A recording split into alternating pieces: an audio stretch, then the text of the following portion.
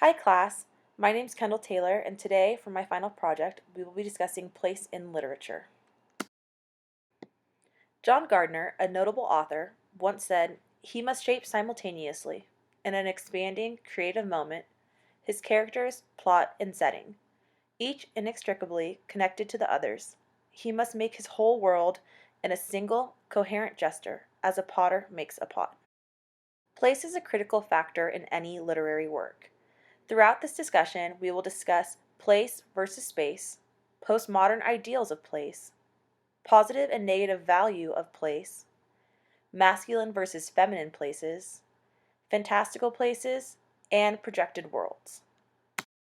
These class concepts will be illustrated using examples from My Antonia, written by Willa Cather, The Motel Life, written by Willie Vlotton, Grind by Mark Maynard, and Battleborn by Claire V. Watkins. My Antonia, written by Willa Cather, is a recollection of Jim Burton's childhood and primarily stories of his dear friend, Antonia Schmurda. Jim moved west to Nebraska to live with his grandparents when he was a young child. This is where he met Antonia, who was living in a small cave with her family, recent immigrants from Bohemia, and was the only one in her family that could speak any English. As the story progresses, Jim moves away and ventures on in the world. He moves to town, then attends college, and then starts his professional career. However, he never forgets about Antonia and often asks about her to mutual childhood friends. As Jim is away, Antonia faces a variety of setbacks, most of which worry her friends. She has a marriage proposal fall through and a child out of wedlock. Antonia overcomes these obstacles. In the end, Antonia is perfectly content with her life, husband, and many children. Jim always respected and admired Antonia. He looks back at his time with her with deep admiration and values his connection with her. In his final visit to her, he was proud of the life she had made for herself and to have her as a friend. First, we will discuss place versus space. When Jim Burton first moved to Nebraska, it was such a different place than he was used to. He remembered there seemed to be nothing to see, no fences, no creeks or trees, no hills or fields. If there was a road, I could not make it out in the faint starlight. There was nothing but land, not a country at all, but the material out of which countries are made. Little did he know this place that seemed so lacking would become so dear to him. The people that inhabit these lands would become his closest and most memorable people in his lifetime. Later in his life, Jim moved to Lincoln to attend college. While he lived in Lincoln, he would visit another childhood friend, Lena. After Lena left his apartment, he noted, "When I turned back to my room, the place seemed much pleasanter than before." Lena had left something warm and friendly in the lamplight. In Grind, written by Mark Maynard, the story Steep reflects this concept as well. In Steep, a group of local skiers react to their favorite ski resort being bought by a big corporation by staging acts of protest. I believe that these places are depicted as place rather than space because the characters in these stories make the place what it is. It is not just an empty room or mountain. The people that interact in these places add value and character to them, thus making these settings places versus spaces. Next, we will discuss postmodern ideals of place. Throughout My Antonia, there are examples of postmodern ideals of place. After Jim and his grandparents moved from their farmland and into Black Hawk, Jim spent much of his time with the Harling family. One day, the eldest Harling boy, Jake, decided that he wanted to venture west with his friend Otto.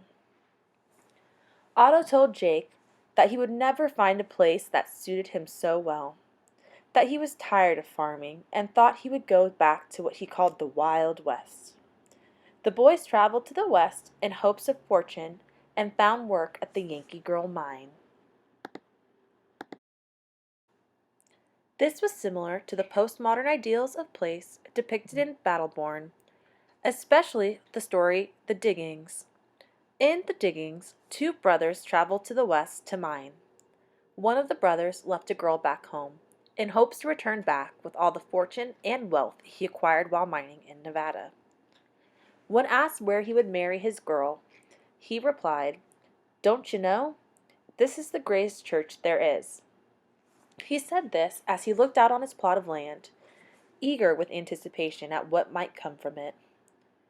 Both sets of boys ventured to the Wild West, hoping to find their promised land and good fortune. When Antonia and Jim were young, they would often ride their bikes to explore a prairie dog town up north. Jim remembered they had to be on guard when they visited that area, due to the rattlesnakes that were always lurking about. He often thought that the rattlesnakes lived an easy life, since they had food and housing while living amongst the dogs and owls. Jim often compared the rattlesnakes to Krajiak, a family friend of Antonia's that often did not have her family's best interest in mind. Jim said they kept him in their hole and fed him for the same reasons that the prairie dogs and the brown owl housed the rattlesnakes, because they did not know how to get rid of him. Krajiak had tricked the Shmurdas into purchasing a cave home that was not ideal for their large family. They were stuck in a home that did not live up to their American dream expectations.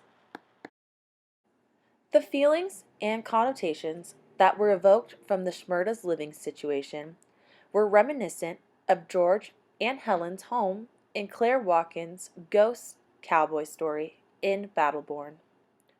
In this story, George convinces his wife to buy a large ranch in rural Nevada. George convinced her to move out due to all the riches and ease the new home would bring them.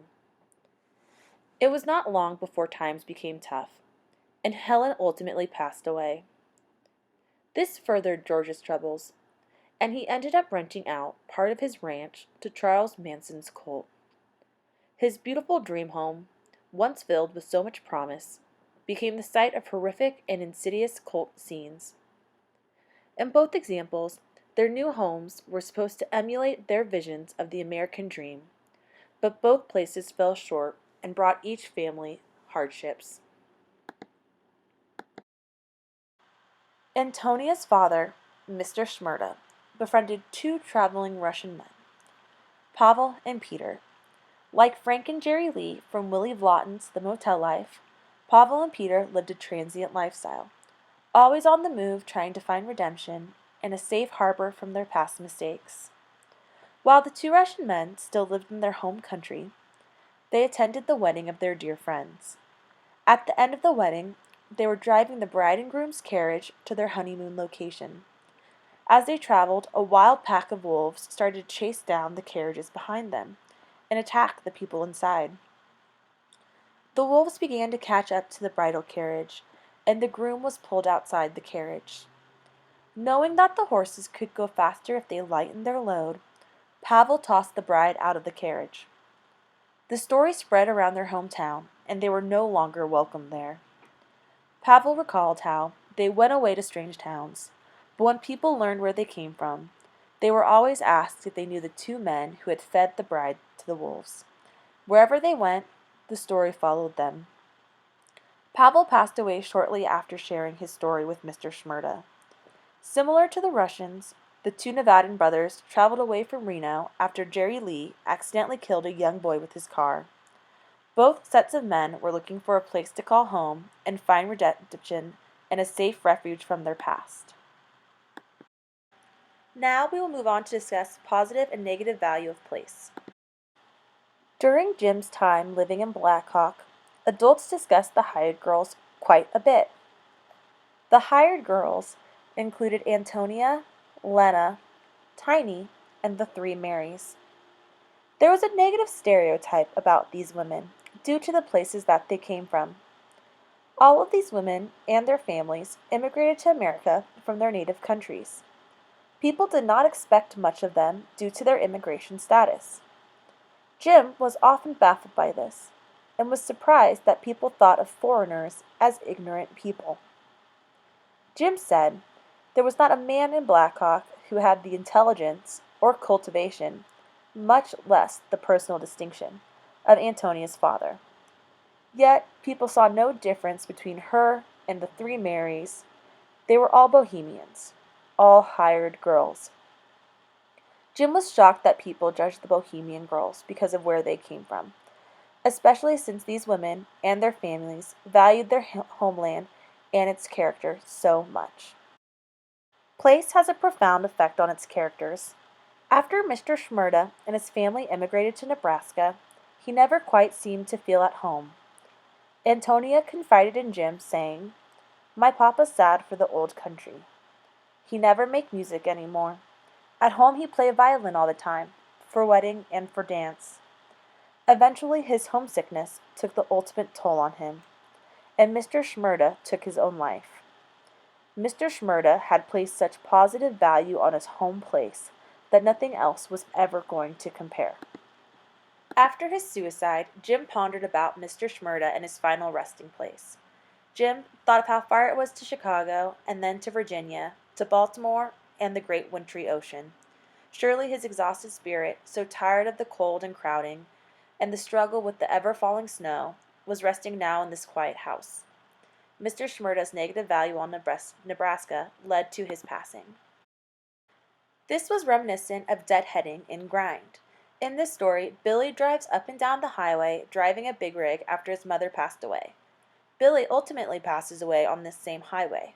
However, the difference between the two stories is that the highway was Billy's happy place, and it was a place that held such positive value for him. Next, we will discuss masculine versus feminine places. Places can be described as either masculine or feminine. Throughout My Antonia and other class readings, there are many examples of masculine and feminine places. During the time period that My Antonia is set in, it was uncommon for women to work in the farmland. It was considered men's work. Jim remembered, "The next time I saw Antonia, she was out in the fields plowing the corn. All that spring and summer, she did the work of a man on the farm." The farm fields were depicted as masculine. The land required hard work, calloused hands, and lots of sweat. A woman's place was considered something like a kitchen, or where more feminine tasks were completed. This is contrasted in Battleborn's story, The Past Perfect, The Past Continuous, The Simple Past. This story depicts place as more feminine. In this story, an Italian traveler visits a brothel outside Las Vegas. Although he never purchased any of the women's services, he found himself at the brothel's bar, speaking to the women and finding comfort in their company. The brothel was depicted as feminine because it was a place that symbolizes women and their femininity. Brothels are often sought out by men and women who are looking for a woman's touch. It is clear to see the feminine nature of this place. Next, we will go on to discuss stereotypes and its effect on place. During Jim's time living in Black Hawk, he often visited the dance hall with Antonia and her friends. The dance hall had a negative stereotype. People thought that the girls that attended the dances had questionable morals and were philandering. Jim's grandmother even broke down in tears when she found out that he had been attending the dances and spending time with the hired girls. After he was not allowed to the dances, Jim tried to spend time at one of Black Hawk's two saloons. Jelinek, the barkeep, told Jim, "You know how the church people think about saloons.